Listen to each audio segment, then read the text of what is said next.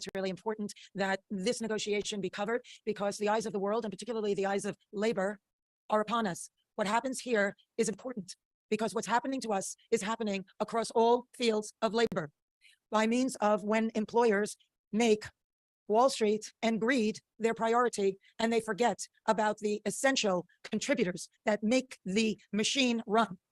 We have a problem, and we are experiencing that right at this moment. This is a very seminal hour for us.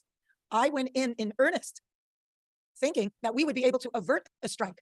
The gravity of this move is not lost on me or our negotiating committee or our board members who have voted unanimously to proceed with a strike. It's a very serious thing that impacts thousands, if not millions of people all across this country and around the world.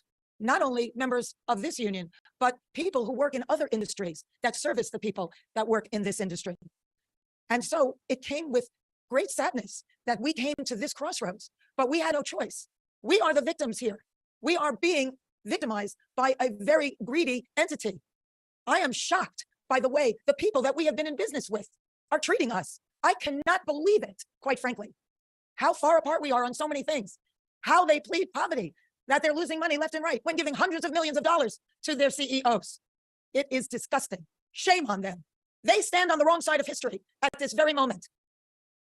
We stand in solidarity, in unprecedented unity.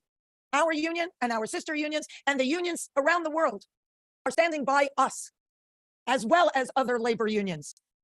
Because at some point, the jig is up. You cannot keep being dwindled and marginalized and disrespected and dishonored.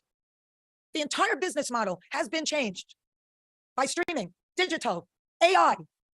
This is a moment of history. That is a moment of truth. If we don't stand tall right now, we are all going to be in trouble. We are all going to be in jeopardy of being replaced by machines and big business. Who cares more about Wall Street than you and your family? Most of Americans don't have more than $500 in an emergency. This is a very big deal, and it weighed heavy on us. But at some point, you have to say, no, we're not going to take this anymore. You people are crazy. What are you doing? Why are you doing this? Privately, they all say we're the center of the wheel.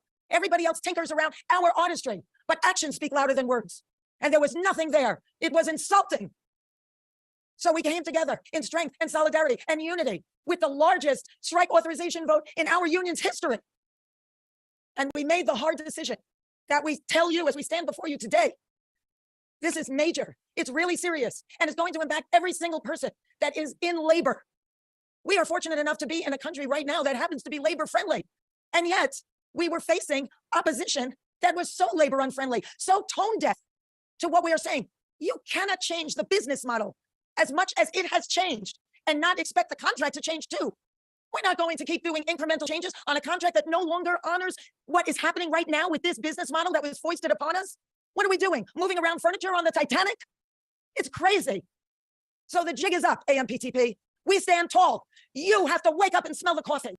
We are labor and we stand tall and we demand respect and to be honored for our contribution. You share the wealth because you cannot exist without us. Thank you.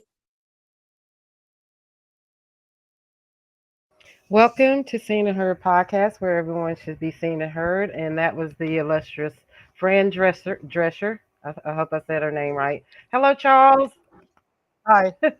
So I am in Hollywood. So let's see. Can you see? Yes. Yay. So that's Hollywood behind Thank me. you for sharing the view. Yeah. Oh, okay. Let's see. There's the Hollywood Hills. That's probably where some of these celebrities live, and most certainly the CEOs. Oh. So, my first couple comments would be, unfortunately, we always have to address, okay, how is the right wing, how is the psycho element going to receive this? And it's quite obvious. The majority of American adults are going to receive this as, oh, am I supposed to care what millionaire celebrities, oh, they're suffering so much? It's the same thing they say about professional athletes, okay? But you never hear that kind of cynicism when it comes to the owners who own these professional teams. And these professional teams run like plantations, white owners, white coaches, black players, okay? Whose bodies are sacrificed. None of these professional athletes live past the age of 50, 60. They all die early, okay? their bodies are absolutely destroyed. Not to mention that the average lifespan of a professional career, athletic career, is 1 year. Um, you can imagine, in Hollywood, it's 15 seconds, right? So, you know, these people are. It's like, oh, they're overpaid, but CEOs aren't. If you're one of those people who's like, oh, these celebrities, these athletes, they're overpaid, I shouldn't have sympathy for them. First of all, you could only say that in American society where there's no sense of solidarity with your fellow worker. Secondly, you're totally ignorant of the short lifespan of these careers. Furthermore, you also forget that every single one of these people having no sympathy for are themselves the people who actually watch sports and TV. I mean, I don't even watch TV. I don't watch sports, but yet I recognize the actual situation. Okay, so the first barrier we have to jump is the fact that the radical misinformation and diseducation of the American population, right? So she tried to spin it as like, oh, we're in a labor-friendly environment right now. I'd like to think we are, but we're not. We have what 8-9% saturation in terms of unions, union workers. Prior to Reagan, it was 20-30%. During labor's heyday, it was, I don't know, half or more. I think I can't remember, but you look at Western Europe, the majority of workers are unionized. So yeah, it's that's the first thing. Secondly,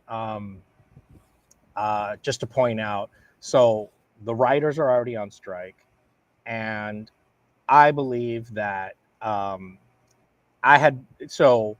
have friends in SAG, and they had been talking about this for weeks, that they strongly suspect that SAG was going to authorize a strike.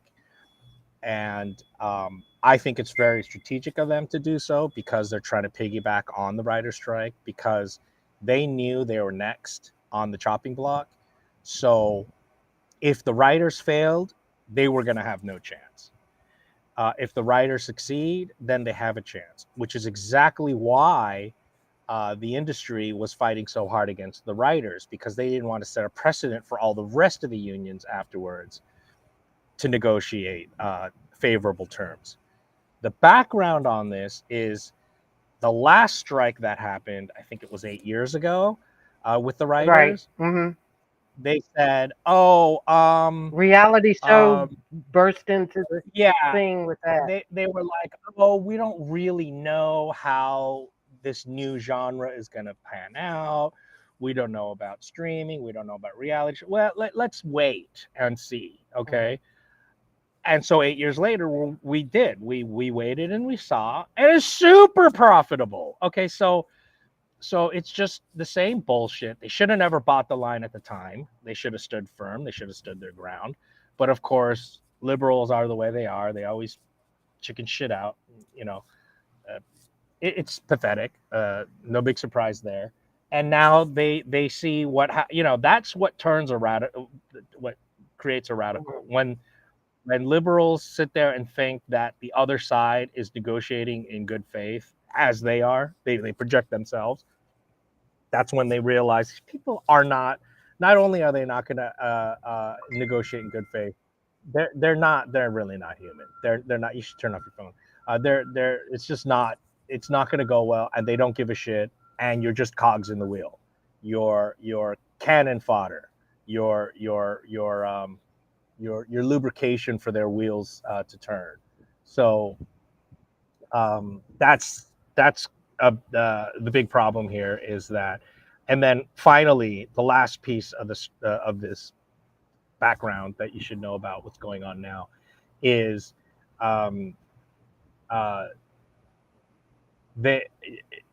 you should maybe Google it and see if I think I mentioned it to you before. You should see the statement that was made. I don't know if it was leaked or what, but basically the producer said, we're going to wait until some of these writers start losing their homes. Then we're going to push them into a negotiation that favors us. And they suspect it's going to be around October or November when they think that the union will capitulate. So I actually again, have if you I actually if have you that queued up. After you finish, I'm going to play okay, that clip. yeah. So again, if you really think that they're negotiating in good faith, if you really think these are humans with compassion, they're not. They're predators. They're cannibals. Uh, they're here to eat you up and spit you out. It's capitalism. The radical naivete. This is the worst. Go ahead. Oh no, or were you finished? I was just queuing that up. Yeah, no, it's just the radical levels of denial and ignorance that liberals play into, as if it's like they intellectually know the problems of capitalism and they know how it works, but it's at almost every point. It's not going to happen this time. Let me give you a good psychological example of how that happens in my own life. So every time I leave the house, I always calculate the time it's going to take me to get there without traffic.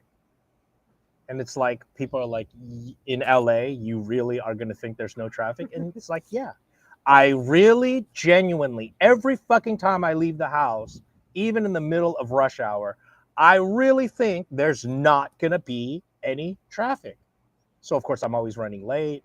I'm always stressed out, piss me off. Okay, it's this psychological disposition. Of course, we know there's traffic, but there isn't going to be at this time. It's just something the human mind does, Kind of right? like Lucy in the football. Yes. Oh, that's a great example, right? That's a perfect example. And that's, Lucy is capitalism, right? She promises you and promises you, promises. This time, I know the 900 other times I didn't do it, but this time I promise I'm not going to do it. And sure enough, it happens again. That's a great metaphor. So go ahead. All right, hold on just a second, and let's hear what Mr. Bob Iger has to say. We're in the midst of a writer's strike, and very likely it would seem to have a actor's strike. How is that going to impact things, and what are your expectations there? Well, I think it's very disturbing to me. We've talked about disruptive forces on this business and all the challenges that we're facing and the recovery from COVID, which is ongoing. It's not completely back. This is the worst time in the world to add to that disruption. I understand any labor organization's desire to work on the behalf of its members to get the most compensation, to be compensated fairly based on the value that they deliver. We managed as an industry to negotiate a very good deal with the Directors Guild that reflects the value that the directors contribute to this great business. We wanted to do the same thing with the writers, and we'd like to do the same thing with the actors. There's a level of expectation that they have that is just not realistic, and they are adding to a set of challenges that this business is already facing that is, quite frankly, very disruptive. So they're not being realistic? No, they're not. Why not? I can't answer that question. I respect their right and their desire to get as much as they possibly can in compensation for their people. I completely respect that. I've been around long enough to understand that dynamic and to appreciate it. But you also have to be realistic about the business environment and what this business can deliver. It is and has been a great business for all of these people, and it will continue to be, even through disruptive times. But, being realistic is imperative. What do you do in the interim then? Does AI Well, start to write a lot of scripts? It will have a very, very damaging effect on the whole business, and unfortunately, The strike will. There's huge collateral damage in the industry to people who are, who are support services. I could go on and on.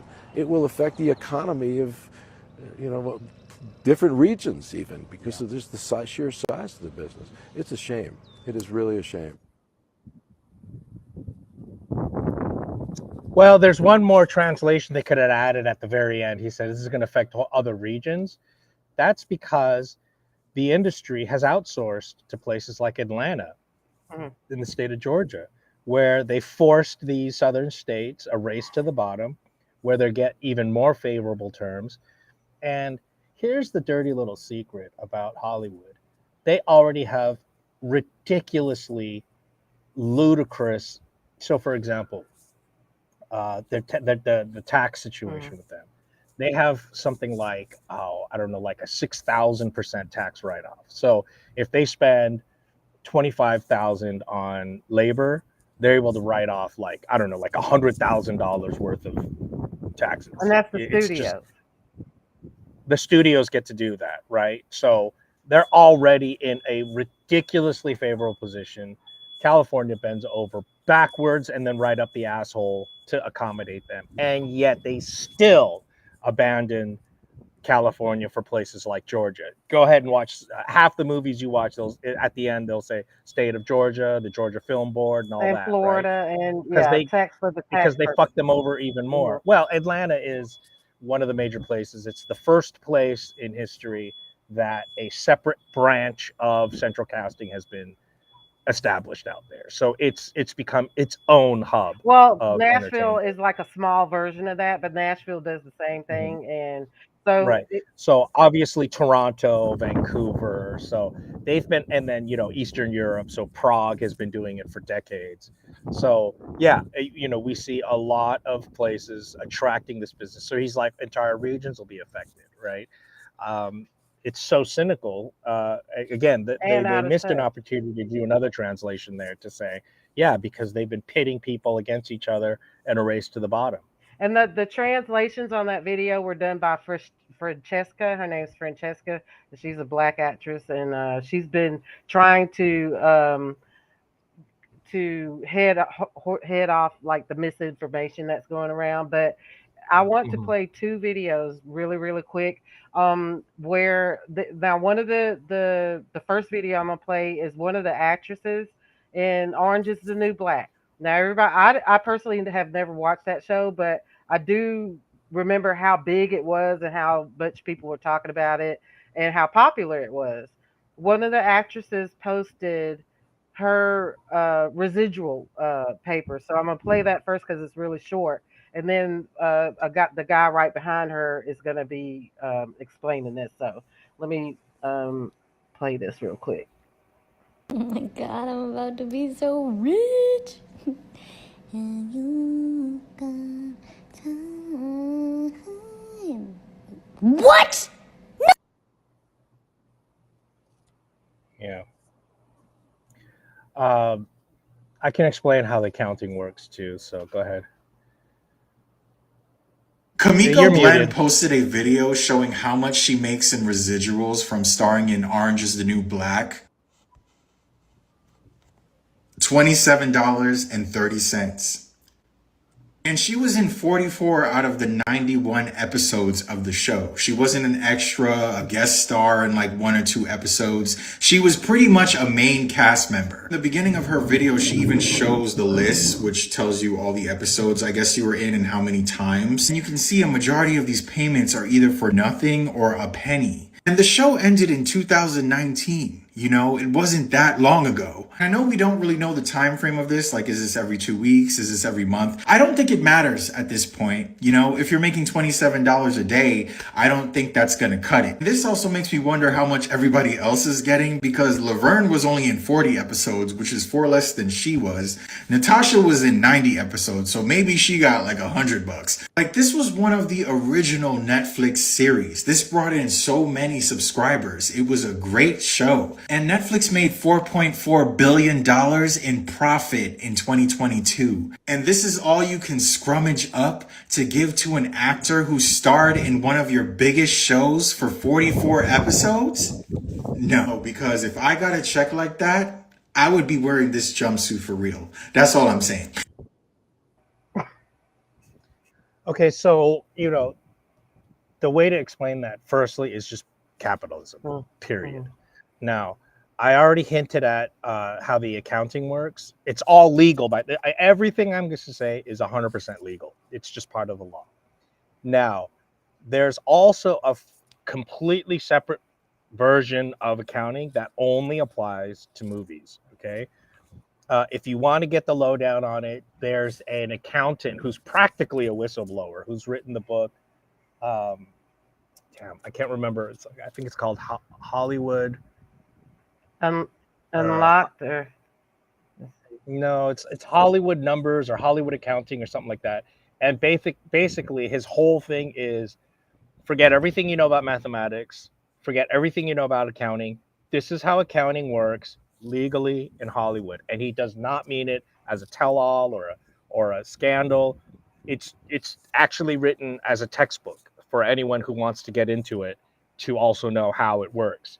And basically it shows you, it basically starts off by saying, do you ever wonder how a movie can make $400 million and still break even? Mhm.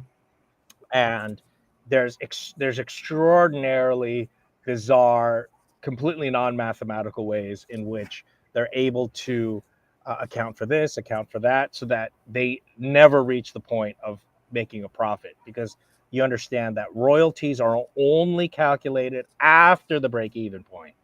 And the break-even point, you know, you think, oh, they spent 60 million making this movie, it made 400 million. How come at 400 million they're still just saying they're breaking even? Mhm. And that's how the accounting works. So it's completely bizarre. It's mathemagic is what it is, but again, it's 100% legal. In any other industry, it would be jail sentences. You would literally have to go to federal prison for the kind of stuff that's legal only in Hollywood So to do how for did that for they? your business. I mean, okay, so while people weren't paying attention, obviously, those behind the door meetings that they're having, so they're basically, while everybody was distracted, just kind of like our politics, they keep people distracted. They're making these laws and rules and red tape behind the scenes, and then when people wake up and start paying attention, then it's kind of too late. Is that what I'm picking up, or the gist of it? This system has evolved for what, over 100 Mhm, years now, or about 100 mhm. years. So I don't think there's anything we can do about it. I mean, who's going to go into the tax code and raise a fuss about it? It's not going to happen. Again, who would even know? I mean, there's only a few people in the world that even know how accounting actually works in Hollywood, such that, as far as I know, that's the only book written. And it's in its, I think, third or fourth edition. It kind of started off as like a little bit of a pamphlet, and he kept expanding it.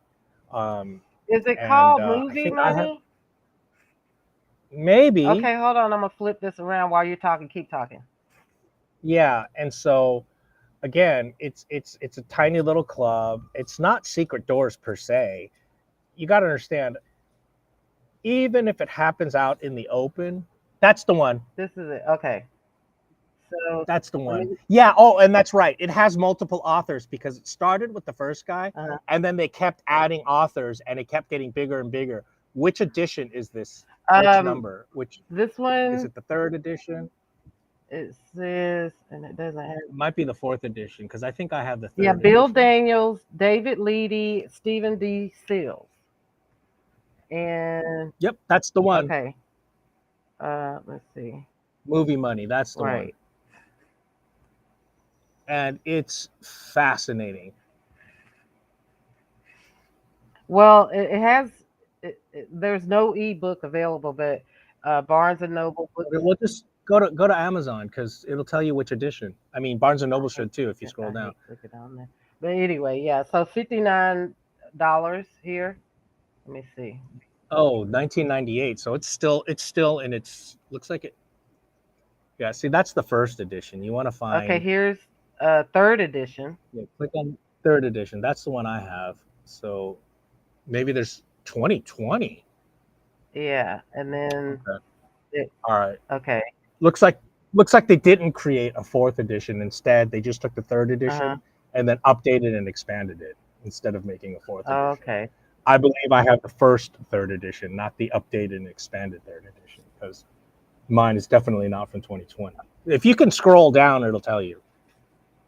There we is it right here? No, keep scroll. No, keep scrolling down.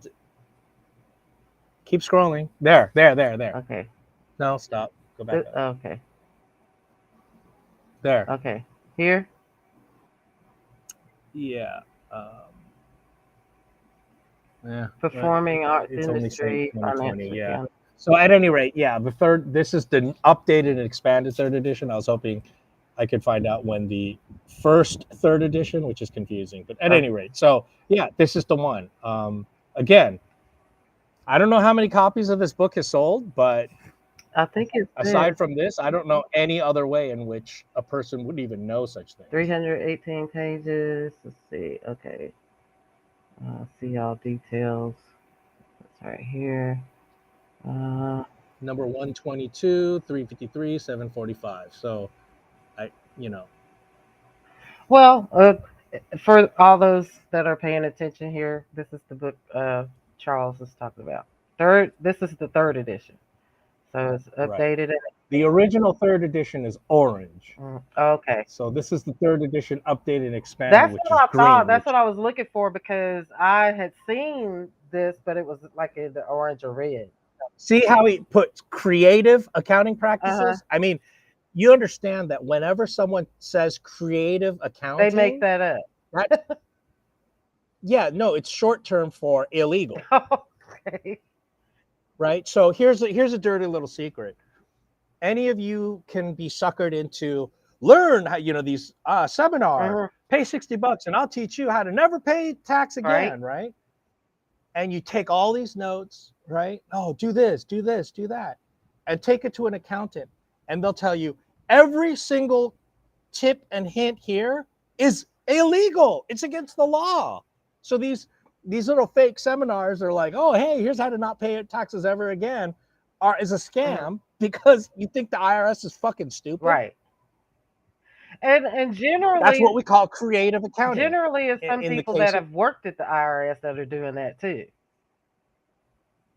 That are creating the laws. Well, trying to get people. Oh, I couldn't tell you. I don't to know. buy into the scam. I doubt it. I doubt it. But no, I don't think so. It's people who are more ideological, who are anti-tax, who are like, oh, there's no constitutional amendment saying that we're allowed to pay income tax, which I believe is not even true anyway. I believe there is. There's an amendment that says that the federal government can take income tax. So I don't know where. It's a right wing. It's like sovereign those citizen. People that are trying to be sovereign. Yeah, I'm just now hearing about that.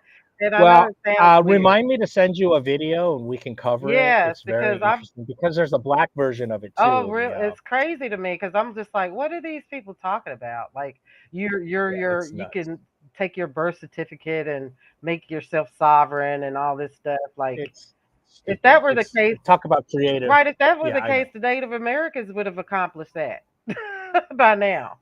Yeah, that's true. That's true. Yeah. Let me see. There was a. We can cover that next. I'll send you a really let's do that. Good video. This yeah, go ahead and talk because I'm gonna pull this video. They're getting really okay. Yeah, we're close to 30 minutes, by the way, in case you needed to know. So this will be the last one that I play for now. But they're getting really crazy with this this AI stuff because I'm just not, wait, hold on a second. I'm not even gonna have to save this one. I'm just gonna flip the camera around because I'm not subscribing to this. I'm speaking for myself, but this is this lady too. What is wrong with this thing? Hold on. Okay, there we go. Okay, I'm gonna flip this around.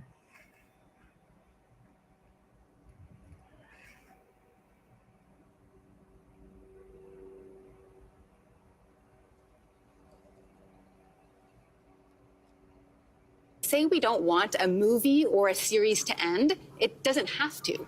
You could use AI to continue to generate more episodes, another sequel, and have this kind of ongoing storyline. For example, maybe you actually subscribe to Lord of the Rings as a franchise or Succession as a series, and you continue to generate more. And then there is a world where eventually maybe we get home from work and we say, I'm in the mood for a rom-com, I've gotten my heart broken or whatever it is, and AI generates something for you. Could you even choose the actors? Like, do you know what I mean? You could be like, I want one with Meryl Streep and Hugh Grant, and it would do. Yeah, so a world where we even one day maybe subscribe to actors and their AI appears, absolutely. Yeah, okay, so that's going to be the last video I'll play for this first segment because we are going to do. Well, yeah, but why'd you show that? I wanted to talk. Yeah, get your thoughts on that because of one of the things that those guys are saying, the executives are saying, they wanted to scan like the background actors, take their image after they Yeah. pay them like $150. Well, it sounds like they've already done it. That's what Fran Drescher was suggesting. Well, I think that what they were And saying now, that's one of the demands that that both SAG and WG that writers are trying to demand is for them to ban AI. right. That they commit to not doing AI, which I would be pleased with. Now, the clip you just showed is what you call an industry sponsored, sort of faux talk show, like faux information. So it's not at all in like those those Saturday morning things where they're selling a food processor or a certain kind of rotisserie oven or whatever, where they're doing like a fake TV show to sell something.